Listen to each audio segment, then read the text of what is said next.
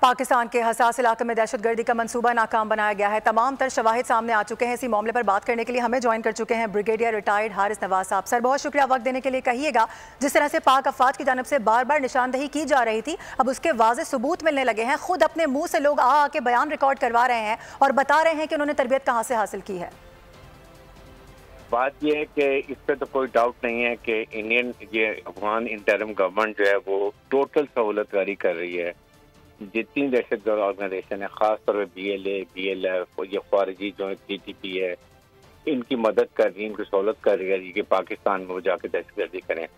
یہ جو رول ہے اس نے سارا بھانڈا پھوڑ دیا، بلکہ اس سے پہلے بھی تمام لوگ بتا چکے ہیں۔ اس پہ کوئی ہماری سیکورٹی فورسز کو، ہماری حکومت کو کوئی ڈاؤٹ نہیں ہے کہ افغان انٹرم گورنمنٹ اس میں سہولت کاری کر رہی ہے۔ یہ بات نہیں آتی ہے، ان کو 50 دفعہ سمجھایا۔ میرے خیال میں اب وقت آ گیا ہے کہ ان کے خلاف سخت کارروائی کی جائے۔ اور اس میں آپ نے یہ بھی دیکھا ہوگا اس طرح سے وہ لوگوں کو سیڈیٹ کرتے ہیں کہ ان کو بچوں کو انجیکشن لگا دیتے ہیں 2 دن پہلے، تاکہ وہ ان کا دماغ معاف ہو جاتا ہے۔ ان کو کچھ پتہ نہیں ہوتا وہ کیا کرنے جا رہے ہیں، ایک ہی پتہ ہوتا ہے کہ ہم نے فلاں جگہ جا کے دھماکہ کرنا ہے۔ ان کو ملٹری کنٹونمنٹ کا بتایا جاتا ہے، اس کو کچھ بیماری سے اٹیچ کیے جاتے ہیں، ٹنل سے گزرتے ہیں کتنے مشکل راستوں سے جا کے، اور پھر اس کے بعد یہ پاکستان میں، بلوچستان میں، کے پی کے میں دھماکے کرتے ہیں۔ اور سیکنڈ یہ کہ ان کو مدرسوں میں جس طرح سے ٹرین کیا جاتا ہے، مدرسوں میں بچوں کو تعلیم دی جاتی ہے، لیکن یہ وہاں پر ان کو خود کش بمباری سکھاتے ہیں، بم بنانا سکھاتے ہیں، اپنے مسلمان بچوں، عورتوں، معصوم بوڑھوں کو یہ مارنا سکھاتے ہیں، جو کہ کتنا بڑا ظلم ہے۔ ٹھیک ہے، بریگیڈیئر ریٹائرڈ حارث نواز صاحب ہمارے ساتھ موجود تھے، آپ کا بہت شکریہ۔